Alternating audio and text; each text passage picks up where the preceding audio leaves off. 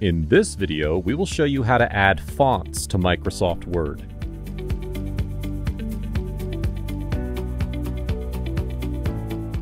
Adding fonts to Microsoft Word involves installing the fonts on your computer system, which will then be accessible in various applications, including Word. Here's how to do it. Before you start downloading the font, close the Microsoft Word application. Now, you can download the font you want to add to Microsoft Word. You can find fonts from various sources online. In our case, we're going to download the font from 1001fonts.com. Here, we will search for the Lucky Blues font. Here it is. Click on the download link. Fonts often come in zip files, so make sure that you extract the font files from the zip archive before proceeding. Once you have the font file, you need to install it on your computer.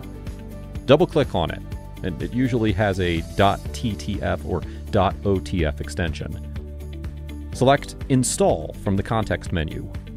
Wait for completion, and that's it. The font is installed on your computer, and now you can use it in Microsoft Word and other applications. So, let's see how it looks.